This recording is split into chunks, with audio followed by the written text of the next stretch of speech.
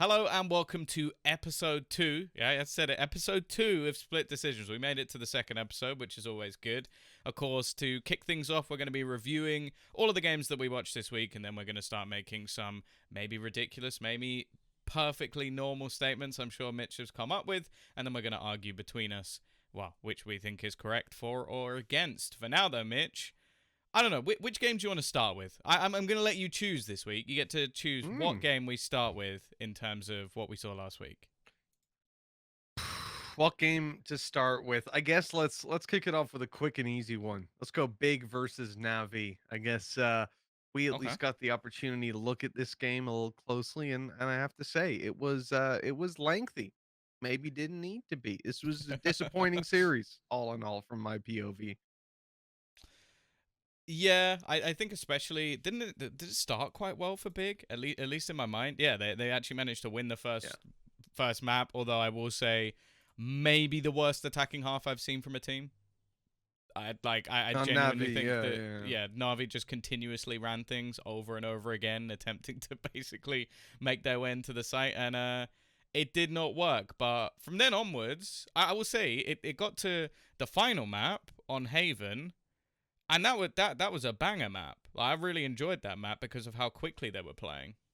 That was the thing, right? We're so used to Navi playing that slow game and seeing them on the attack side with a Neon in play, Cloud just getting up in their faces. I remember we came into that map and I was literally mid sentence explaining just as the baggers are going up. They're like, "Yeah, you kind of expect this to be a little bit fast," and then I'm like, "Oh my god, Cloud is around the corner. Like he's fighting these guys right now." It's like, well, yeah, that's kind of what I was expecting from any team that picks up this composition. But for some Yes. reason with Navi, I was like, you think they'll play slow, they'll play fast, but I'm just not sure with these guys. Like, what are they going to do? But they owned it on the quicker pace. Yeah, for sure. I've just played around with your cam for a second because somehow I've managed to get that out of place, but no, I'm sure nobody saw All that. right. Yeah, I think it wasn't a bad series from them in the end. Like, I think again we saw a strong ascent from them. I still just think everything on the big side looks very uncomfortable. Like, you've got Twiston, who looks like he's in a pretty decent role. I enjoyed Aslan going back to just being the controller. I think that works. Obnox for me looks lost. Like, I just think that he had like a much more aggressive sort of role within the team before. Now it's like he kind of has aspects of that, like when he plays the Sky, but it doesn't look anywhere near as good. And then you go through the remainder of the maps, and it just looked like a rough time overall. So I think that things are going to have to get switched up there. The problem is, are they screwed now? I feel like So they're I think screwed so. now. Pull up the groups here, and we'll quickly chat on that because if you look at Group B, Navi are in a position now where essentially they have to play some of the better teams. I can't remember exactly what it is. We'll click in. It's Liquid and Guild, right? So they Yeah, so have they're the two best teams in the group to fight for survival. Not only that, but if you look through their match history, because they lost to Mech, a team who they would be competing with yeah. potentially on scoreline because they lost to BBL. These guys don't need to just win a game and hope for a tie. In the event of a tie, they're the ones that are probably going to be left out of qualification for playoffs. They need to win versus Liquid and versus Guild. And for a team that stumbled like that against Big at the start, and then, yeah, sure, they look good and they had some good ideas, but I just don't think they're anywhere near the level they need to be to be a playoffs team right now. Maybe hope for the future, but I think this season is tied up for them now. At least they're I think guaranteed. I think we're guaranteed the Big are going out, right? At this point, that they'll be facing relegation. I'm Mac and BBL to play. Yeah. Look, I'm pretty yeah. Maybe confident they at this point. Maybe BBL. Maybe, but I think even that's a pretty big stretch. Yeah. But yeah, it was sort of the losers game of the week. I don't really want to dwell on it too much Yeah. because Skip on. ultimately it means Navi are in a better spot survival wise, but they've still got one of the hardest games, and ultimately we don't even really know what happens with relegation because everything seems to change next year. So it's True. I don't know what it means. Like I don't True. know what will happen. I don't know if this means they're screwed. I don't know if it means they could just buy a spot and they're still in, or not buy a spot, get a spot. So I don't even want to get into the confusion of what is relegation That is because it very true. legitimately could mean anything. Now Hmm. I'm gonna pick a completely different story because while I know there's one man. Well, there's more than one man, but one man in particular I think you're gonna want to talk about this week. Hmm. I may have been a little bit harsh to him at times. Oh, really? Uh, Really? You think? Uglu beat G2, Mitch. They did, Uglu, didn't they? they Jeez. beat they beat G2. I mean, as expected. At least if you look at some people's predictions, Well, you mine, said they're getting I'm out of right the there. group. I think that that's a No, slightly but different on prediction. last week's episode, or maybe it was Valoranting, I can't remember. I do recall though, I made the joke it would be 2-0, No, actually, you said it would be 2-0, and I said to Oglu. and I said, sure, yeah. That doesn't count. Well, Oh, so we it both was left predicted it. open. Wow. No. You guessed I was predicting it, and I'm sure. Yeah, I guess I did. Good point, What a Tom. load Thank you of for clarifying in shit. the moment.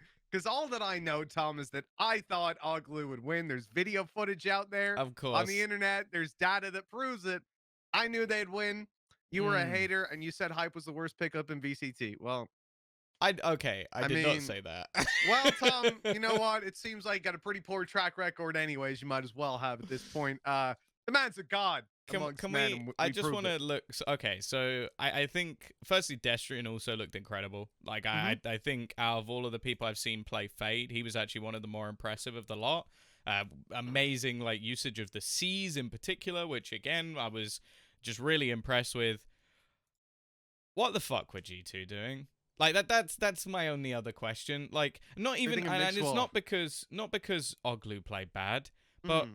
why is Hoodie now the duelist? Don't get me wrong, I think Hoodie's great, but Hmm. he's not. He was never brought in as the duelist of this team. Nuke's now moved over to Chamber.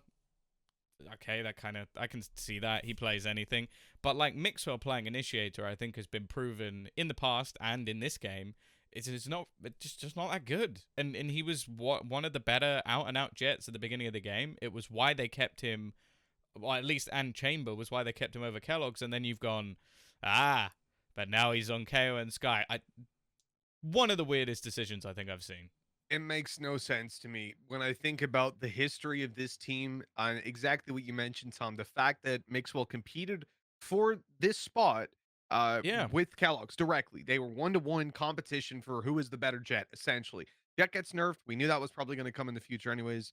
We talked about it a lot of the time. The reality is, we still see him stay on the chamber and so on. Makes sense. Now yeah, this role is being scattered, not just a hoodie, but the chamber's going to nuke you, and we see Mixwell picking up everything from the support side. And now the question is, well, okay, Mixwell won the role, I guess, over Kellogg's. Now he's playing a completely different role. Uh, or Kellogg's just sat down there in VRL going, Did you guys need a jet you need a jet. chamber? I can play chamber." Like, please.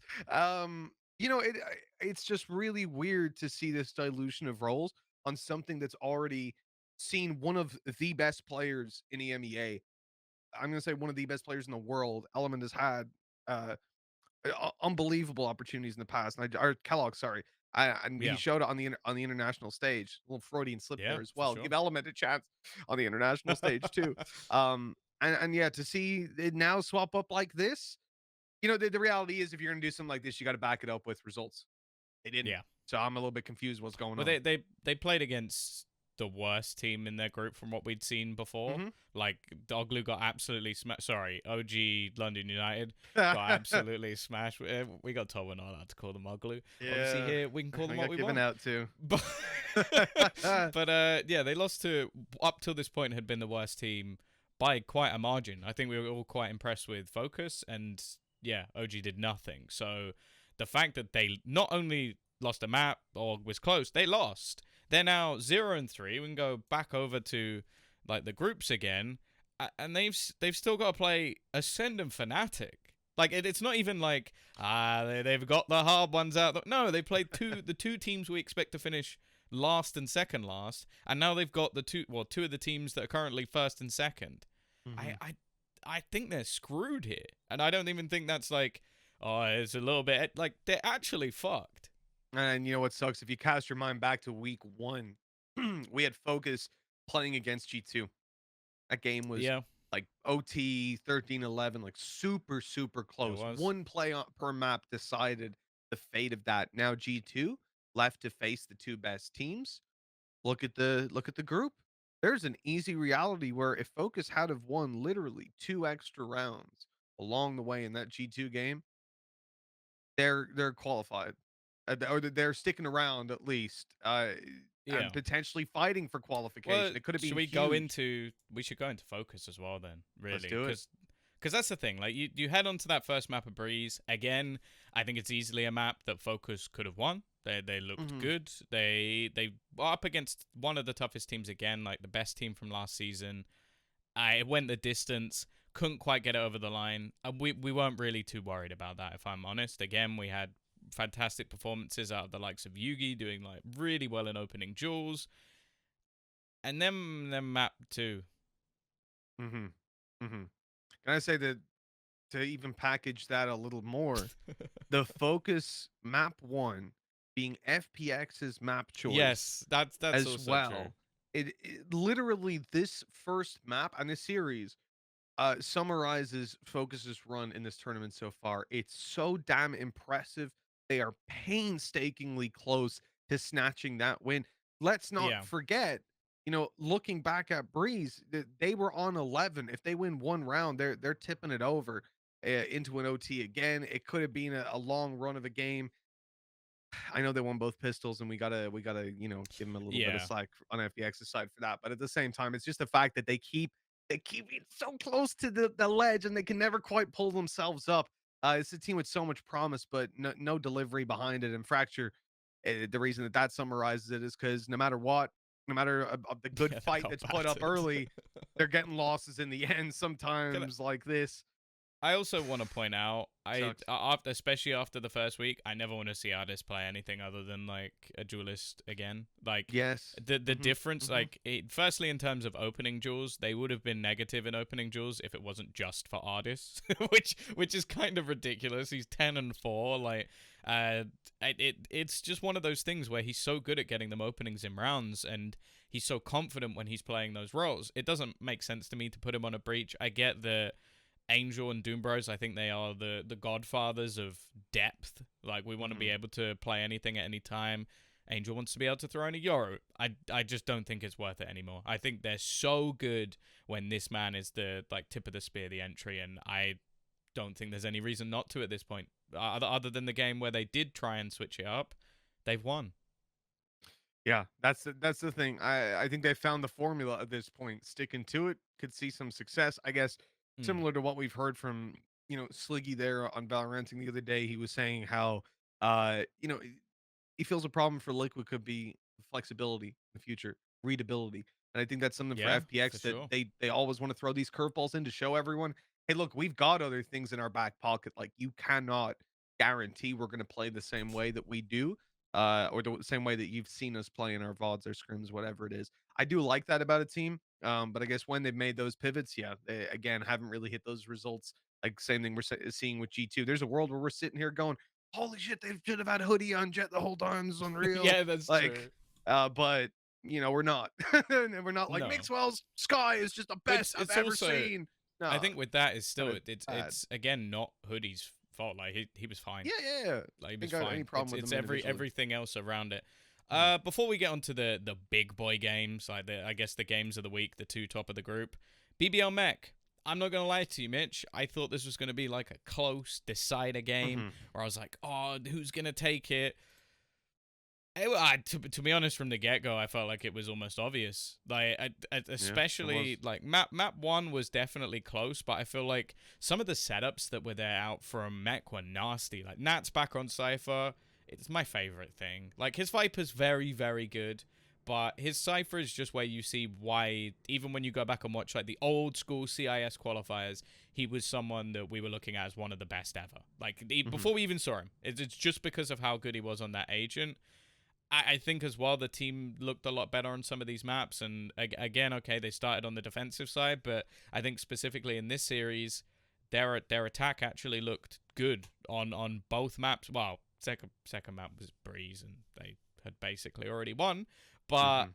yeah, I think the other thing that really surprised me, and it basically answers one of our one of my bold statements from last week was Cutie got shit on. So, just remind me real quick. What was your perspective on that last week? So I said at the Hmm. time, Yeah. No, yeah, you said yeah. Go ahead. Cutie was the best Like to duelist objection, Your Honor. in Like to strike that from the record. At the time is we don't need that. You said that Cutie is what? currently the best duelist in EMEA. Hmm. Hmm. Yeah. It was Let me find him on the close. scoreboard here. I just look at the top, will I? Oh, that's Aslan. Up It's below because that. no, do you know what it AIM was? VLL. It's Below that, because he sorry. wasn't playing a Turco, right. duelist. Below that again. There He was he playing a is. chamber. There we go. Are you right? We're gonna set up a call with any coach or any player. Get him on. And you Get him can on right also now. quote We'll ask a myself on any broadcast. But yeah, other than yeah. that, And you on a broadcast. I think I've seen some people in Twitch chat being like, "Why are they calling him a duelist when actually he's technically a cent?" Shut the fuck up. No, he's not. Not with one trap. yeah, not with And that's the. when it comes to the pro community right now, they'll all agree this man is a duelist. Matter of fact, you know what, Tom? Let's take that argument. Aslan was playing the same agents, exactly the same agents on the same team, and he did better. So, That's probably had quite bad funny. ping or something like that. Could be. Could be you were Versus talking shit last week, versus the but CIS squad who probably had just as bad yeah. ping. Probably the first time for both of these teams they're actually on a reasonable server. Okay, so moving swiftly on because that game Yeah, was because you as want to forget swift that as one. it could be. Another quick series, and probably the one that I definitely didn't expect.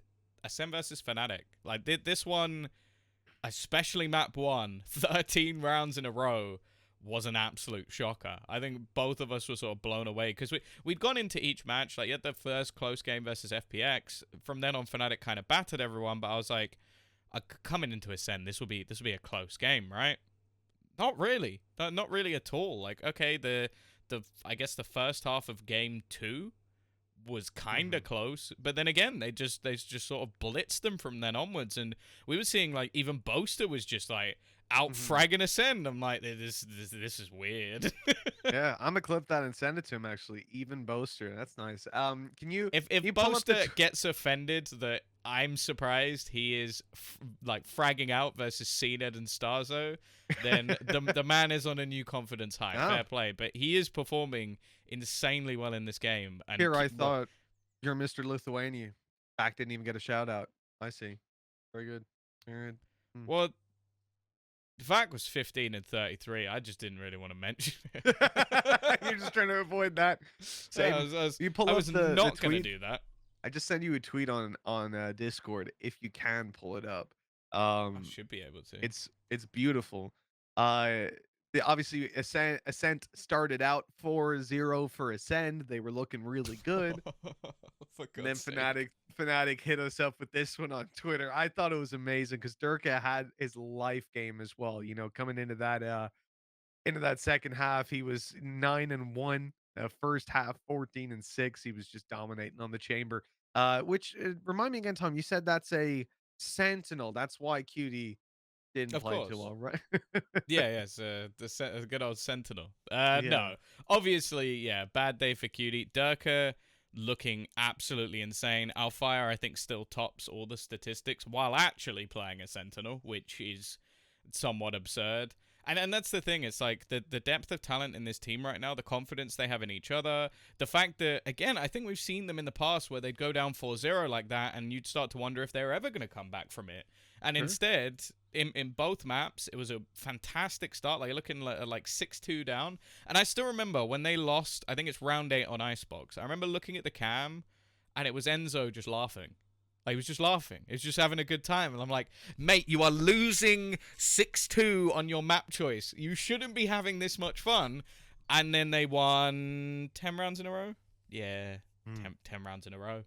Yeah, I would love to hear as well from Durka and Alfair. This is going to be one of the things I aim to ask them. Matter of fact, Durka, Alfair, feel free to answer if you're watching this.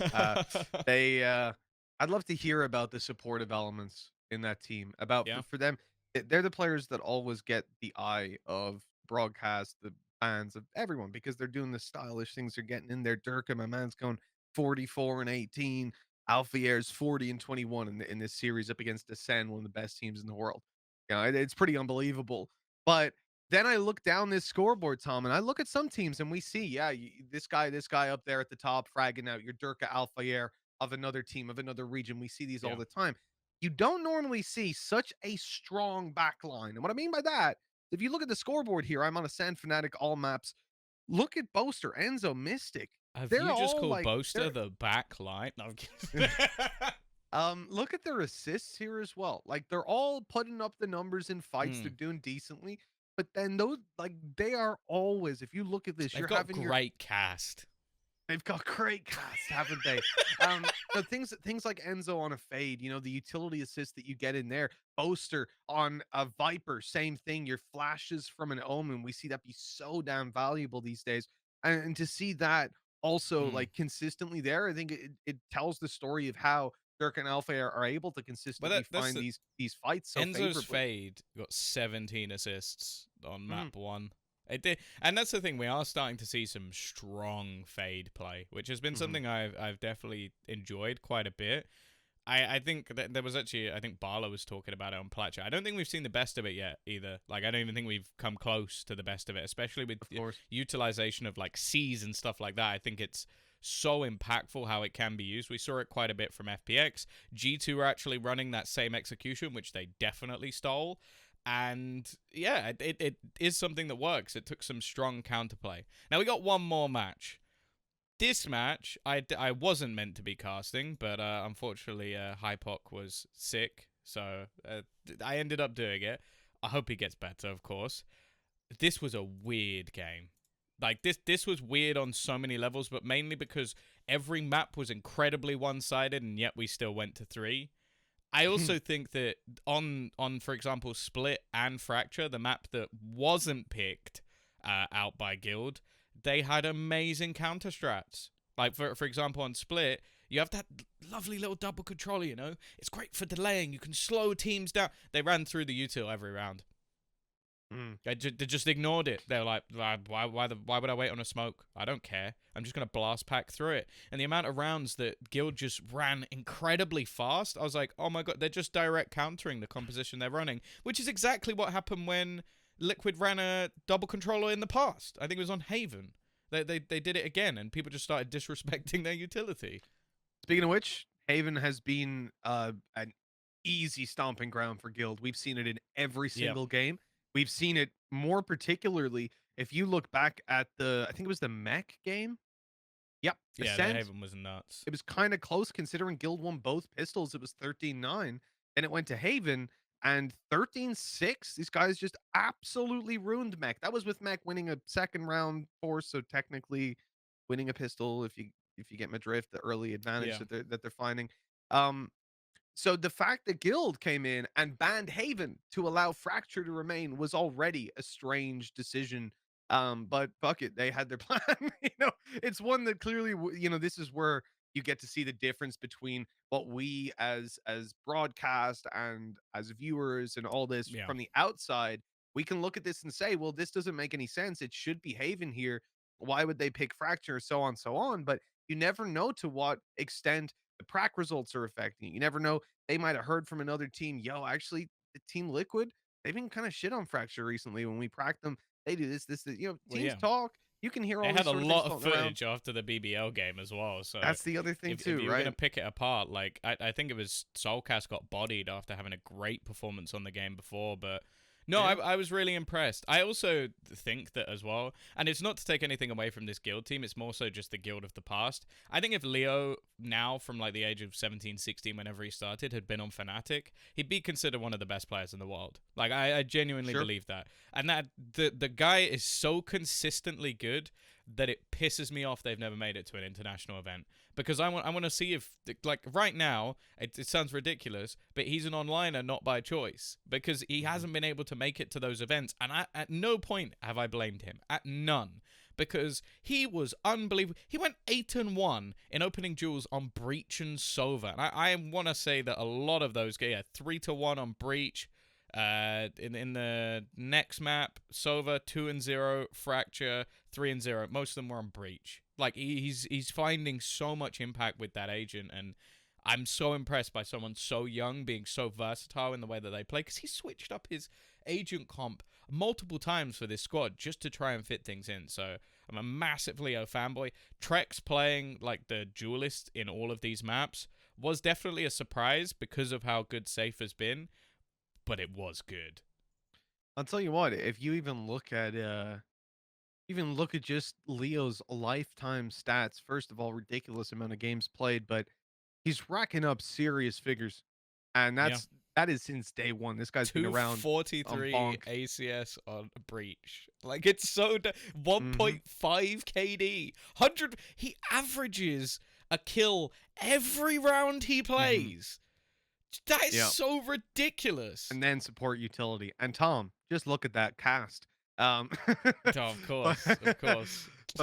yeah, no, like man, looking at this guy, it's really sad to think that, because he's been around since day one, hasn't had that chance, been Yeah. so close so many times as well. I Uh hope they make it this his day time, will but at come. the same time, I think my 3, if that was it, would, because it means either then you lose Ascend or FPX, which I'm guessing if Yeah. they're all in the same group, I feel like it must be impossible for them all to make it through, but I obviously don't know that. I guess if they don't somehow play in the upper bracket, they could, but I feel like there must be one of them that overlaps at some point. So Mhm. I'll be interested to see how that goes down. But if we send like Guild, Fnatic, FPX, or Ascend, I'm very very happy with who's going through. I think last time it was kind of sketchy of how things went. But Mitch, do you think we're ready to move on to some outlandish statements?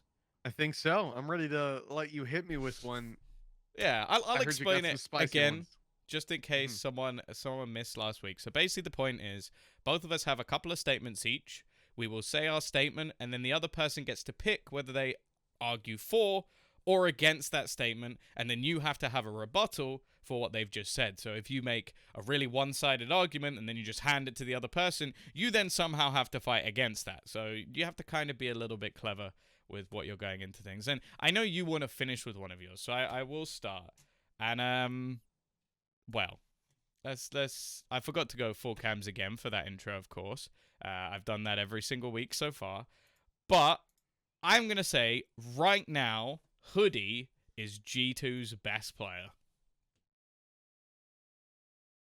You're gonna say Hoodie is G2's best player. Okay.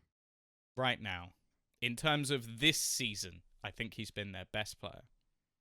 Or do Or do I? I? Interesting. See, I think I'm especially tainted by this week's game.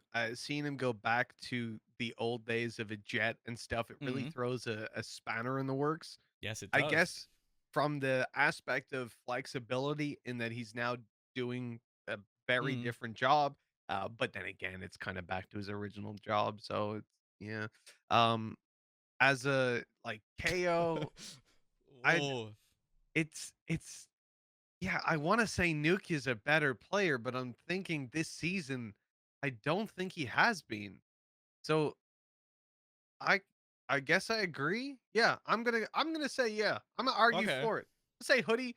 Yeah, he's the best player on G2 right now. I don't know if stats will directly back that up, but I'll say that following on from the fact that he's also taking a supportive role in here Mm. as well. Look at this guy when he's going in with his knife, taking out utility, flash assisting his teammates. He's always in there. I feel like I could say he's been the best performer this season for sure.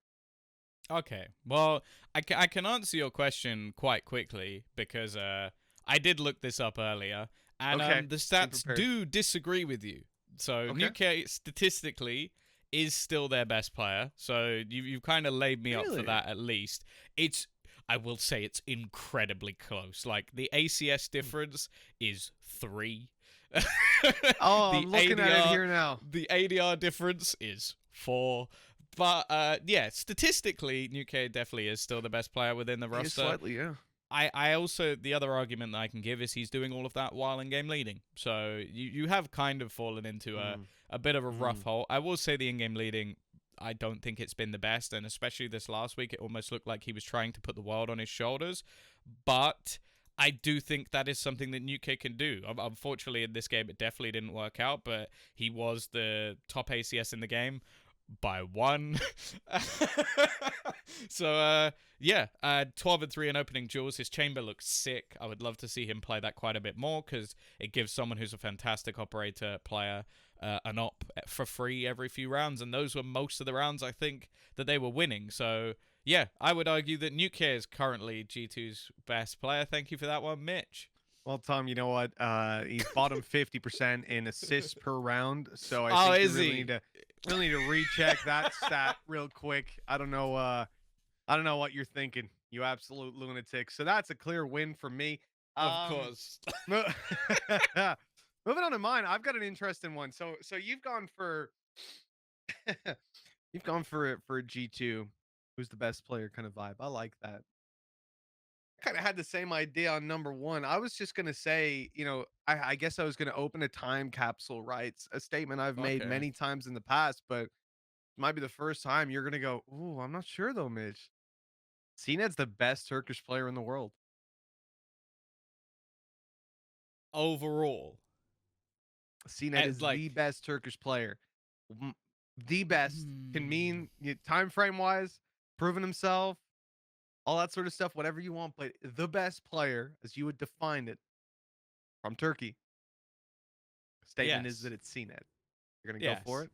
Yeah, Hit me with why. the thing is, like, I know that there's probably going to be an Althea counter argument coming here because over the last 3 weeks, Althea has been fantastic. Mhm. However, CNED it won champions. So, like, I don't think, and until, like, at least in my eyes, there's always going to be a mix between individual performance and whether you can actually win tournaments with it. And as of right now, Althea is pure talent, Mhm. but has not proven it on a high enough level that I believe that he can necessarily win an event. And that's the difference. Like, when he goes to LAN and proves it, as I'm sure he will, then you could put him in the bracket of cNed. Until he does that, I don't think you can. All right. So in case somebody sends this bit out of context to CNET, I'm going to quickly remind everyone that I've chosen this statement. Tom's chosen to argue for or against. It is now my job to argue the opposite. Turkish fans Okay. fucking love CNET. CNET, I love you, bro. Don't come after me. This was your own risky statement. I know, man. Look, I'm just Tom's So made this so bet. why I'm just is playing why along is with the rules. cNed not the best Turkish player? This is the bit I'm clipping, by Yeah, the so way. Tom is gonna make me now say why I think so.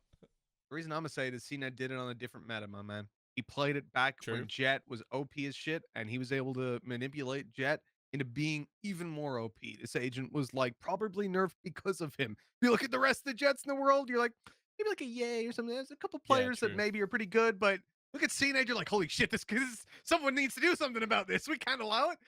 And that's where I start to think, right? I agree that CNED is the most well tenured and that he has proven it, but he's proven it in a different environment entirely, not Hmm. just with the circuit and the way it's working, but the thing that we know him for was the jet. Now we see him not playing the jet. He's well, not as much. He's fallen off comparatively to what he was last time. There wouldn't be a discussion about another player being above CNET the majority of the times. He would be up there leading the scoreboards. This is the first time ever we're seeing him. I don't even think he's in the top 10, or he might just about have made it. Let's see, 6, 8, 10. He's number 10. He's exactly number 10 by ACS. So he's proven me wrong there by one, and actually by one ACS. Cutie was about Yeah. to beat him, and he could have been the third best Turkish player in here statistically, which is just another point. Like, you look at the fact that Cutie and Aslan, they're catching up, but Alphayer has been doing it here. He's doing it on a Raze, he's doing it on a Killjoy, and having very well-rounded Yep. performances. He's got the discipline there. Look at the amount of rounds Fnatic are playing it tight after finding opening duels. He's not running away like crazy. I haven't even dove into his stats that much, but I'm just like glancing across here. 36% win rate in clutches, 4-1 so far out of 11 that he's been left in. Dude's rarely left in clutches, anyways, because Fnatic have been winning all their games decently convincingly. I mean, Yeah. this guy is unbelievable. And I think right now, if you look at his performance, might not be the best player overall in VCT. Definitely discussion for top three. And for the first time ever, CNET's barely holding on to top 10. That doesn't seem like the best player in the world to me, Tom. So I'm not going to say he's the best Turkish player. I'm going to give Alfair the respect that he deserves. But again, this game was made up by Tom. He made me choose one of these two things. So Oh god. Yeah, I made this up. I definitely didn't steal it from a popular TV show. Right. Either way, I'm gonna move on because I don't even need to. I feel like the Turkish fans will have my back, so I don't really need to hmm, worry too much. My statement is much. This is about teams now. I feel like I'm about to offend two fan bases at once. Both Liquid and G2 will make roster moves before LCQ. yes, I have to agree.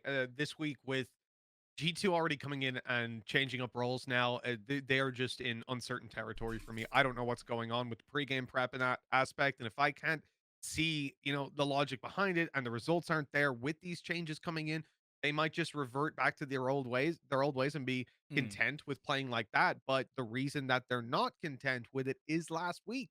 That they now have two game plans that haven't worked. And unless they figure it out pretty damn quickly, I think that they're going to be a team that on their own as five players sit back and go, yeah, we need to change something up here. It's not working. And then the organization on top of that, you think Carlos is going to sit there and go, hey guys, it's okay if we Hmm. don't qualify. Yeah, no, we don't need Just chance. buy Don't worry about mech. any of that sort of stuff. Yeah. Um, I think this is a team under an enormous amount of pressure to do astronomically better than they just have. They've been embarrassed with that loss to OG. And I know a lot of people that work at G2 or that have worked there. And the one thing that they all share in common is a ridiculous drive to win and a Of course. ridiculous amount of shame when they don't. Like they will not be happy with this result. Who was the other team you said? Sorry, Team G2 Liquid. Because and that's Team the thing. Liquid. I knew if I said just G2, I was like, that's too easy to agree with because I think most people at this point, like, let's be real, they're not going to qualify unless they pull off a miracle run and then Yeah. they might save themselves some time. Liquid, on the other hand, though, still in a pretty good spot to qualify. So Yeah, and I would have I said want that to see you. I Yumpy. want to see you argue this one. Yeah, I would have He's said that not Yumpy leaving maybe until he bails, wins but something, he so wants you to win can't. something. Maybe it's gonna be an ignition event. Real quick in between, maybe a quick like 2K cash cup. Oh, we won, boys. Do we have a See you later. trophy? Woo! We won the tiny little, those tiny little trophies, little Yeah, ones you yeah, gotta like yeah, yeah. pinch to hold. Yeah. Um, You I think this tried. is this is a team that's been on the cusp of roster changes for a while. And looking at the last Mm. international event, from what I heard, they would have made a change had it not have been for that. On top of that, a new coach comes in, new eyes on top, presumably new coach. They haven't got the direction of Sliggy anymore. And I think the one thing missing Sliggy now, again, big boots to fill for whatever coach comes in. I will say that they are going to feel the loss of Sliggy even more because they don't have a dedicated IGL, because they don't have that set person working on those things alongside your coach and so on. And Sliggy did a lot of that from what I understand. I think this is a team that can very easily become directionless, and I could see them needing a captain back on that team. What Eccles was back in the day, maybe on the server they didn't like what he was bringing, but I think that they would have benefited from at least Hmm. at some point acquiring a leader Well, they somewhere along the they line. need someone who's going to make the hard call. I would definitely agree. No, Now, I never had any plans of disagreeing with the G2 one. I will say you got to know. the one thing that sort of works in their favor, and this what I'm going to bring this up, is just how things are already sort of setting up for LCQ, because both these teams are basically set because they went to an international event. So chances are they don't really have to worry and can just work on getting ready for LCQ. Now, I'd agree for G2, I think if they were ever going to qualify into that, they need to make a change. Mhm. I don't think Liquid will. And that's it's because of everything that comes out. Like when you talk to Nuke about G2, his opinion on things are very much along the lines of people could be doing better. That's actually what he said in the interview. Like and that for me, like if you're as good a player as he is, I think, and you're in game leading and you're basically doing everything at once and trying to win the game for your team, you're going to have enough power to just go, look, I can go somewhere else. Because he can. He could. Like, obviously, G2's a huge organization, but he could. He could easily go somewhere else, especially with everyone looking to make changes and build their rosters better. UK is a prime piece. So I think that they will definitely change something if and when they don't qualify. Liquid, though, I think either they're going to be on the cusp of qualifying or they're going to qualify. I think those are the only two things that will happen. I don't think they're going to get banged out. I'd be surprised if they dropped out of the group. And they seem to really enjoy playing together. Like every single interview with every single person, there seems to be incredibly positive vibes around the team. Even when the games aren't going particularly well, they seem very, very happy with everything. And they're very good at shrugging off the losses. So the bigger issue I have is I don't know who I would remove. And I think that's a thing that Liquid will also have is you need an in-game leader, but what piece do you get rid of? Because ultimately you have Yumpy, who I don't think they could ever remove him, even though in the future he might leave. Navira did, like, Sliggy was literally saying he thinks he's going to be the best player ever in the game, so you ain't getting rid of him. Scream is your talisman player, and also your star duelist. And then you've got Soulcast and Link, which basically glue everything together. Like, I think the team will genuinely fall apart if you get rid of either Soulcast or Link. Like, I just don't think it will work out. Even though Link's had a bit of a dip in form, I don't think that's enough for him to leave. So I guess my counter to you here, and you could choose whether to answer it or not, is, okay, if you think Liquid are going to make a roster move, who the hell do they remove? That's it. No matter what decision you make, it seems like you're changing too much of the formula. Like Yep. it becomes a big, big risk. Maybe you end up with something better, you know? Coca-Cola had to take the cocaine out at Well, some stage, but I of I think course. that the reality is, if you remove Link and Sulcus or Link or Sulcus, I don't see any of the other three even having an Mm. argument to it. But The other I find it the other hard to thing make as an well argument for either of is, them to go. Impossible nearly. in terms of tenured IGLs, who the fuck are you picking up at this point? You know what? Because That like, might be the harsh reality, man. Maybe it comes down to like what IGL is tenured, available, fits the team, and if he plays your role, fucking unlucky, bro. Like, yeah, like that, it but could that's what I almost come mean. down to some shit like that. I don't think there are, like, Bone Cold. That's why I thought that move was going to happen then, because Bone Cold was probably the only one I could really think of. Hmm. I think in some of his recent games he was playing like Rays and stuff, which is I just can't even imagine that happening. But it's he's gone. He's gone to Vitality, so there's not really a chance for you to get him anymore because they're another team who's going to be looking for a franchise spot. They're investing a lot of money in the rosters they're building, so I don't think you're getting him out of there. And then what direction do you go? Like, you can't get anyone from the likes of Fnatic. G2 don't have an IGL. Who's the IGL of Ascend right now? I don't even really know. So it's like a lot of the top teams don't even have an IGL themselves that you could steal, and then you go lower down into the sort of leagues that haven't even played at like a tier 1 level, and I'm sort of like, I I don't know, you'd be taking a massive risk at that point, picking up any of these players. Hmm. So unless they're gonna go the route of, like, okay, they got themselves a French uh like coach, maybe find a French IG. Happy problem solved. All right. Well, this is decayed into something that I don't want to be a part of. Let's move on to my final question here. Okay, Wrap this up in a nice little bow. of course. So I've Serious, given you the tough important one. statement of Hmm. the week from Mitch Man. Yes, and I've given you some supporting graphics. Perhaps you could pull them up when I finish the question.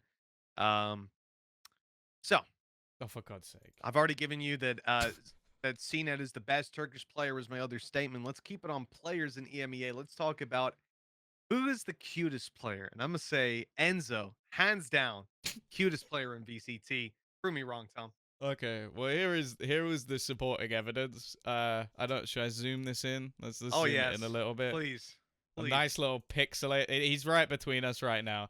So this is the Wow, the man dream come that true. this is the man Mitch is stating is the cutest player in God damn. VCT. Wearing, unfortunately, not his best outfit. I I've mean, it's definitely the seen him outfit looking better than completes the that. picture, doesn't it? It really does. But do you know what? Just because I know this will crush your soul, I agree with this statement. I think that he is an incredibly cute player. I think that even just his personality, like we were playing with him the other day on your stream. Hmm. Lovely, lovely bloke, and he is incredibly good looking. So there you go, Mitch. My You God, have to Tom. now disagree with this statement. You stay the fuck away from my man. I don't like how you're talking about him here. I said he's cute, not you want to take him on a date. Come on. He's mine. Well, you know what, Tom? I guess this show doesn't work. I guess it's I'm trying here to think of something, but short of making a clown of myself, Tom, and I don't make a clown of myself. I don't make a look at me. It's a serious Yeah, man no, right here, and I'm looking. I can't condone any sort of slander against this man. He is the cutest player in the VCT. I think I'm gonna have to agree this time, Tom. Fuck the rules. The point. I honestly, I just want to say this. If you're watching Mystic, just remember this moment. Just remember this moment. He didn't name you. He could have come back. He even was forced. He was forced to pick a player, and he didn't do it. Oh, I'm gonna get in trouble for this now. We still haven't had that candlelit dinner either. I was booking it in steakhouse in Copenhagen. Shit. Delete the VOD. Delete the VOD. Let's go again. I got another 40 minutes. Let's record again from the top. Let's go. Hi everybody. Okay. Welcome to Split Decision. This is episode 2. On this week, Tom's Okay, well, damn it. there you go. So Enzo is the cutest guy in the VCT because Mitch Man couldn't disagree with it. What were our other questions? So these are things that you can reply to in the comments. Is Hoodie G2's best player right now? Are both Liquid and G2? Do you reckon they're going to make roster changes going into the LCQ? And is cNed the best Turkish player? Which, of course, for anybody who doesn't remember, Mitch Man disagreed with. So, yeah, that is subject to the rules, as which I I was then saying, broke afterwards. As I was saying, this is yes, yes, the rules you then went and broke. This has been episode 2 of Split Decisions. We'll be back next week to argue some more ridiculous statements and, of course, look back on what happened in the week to come.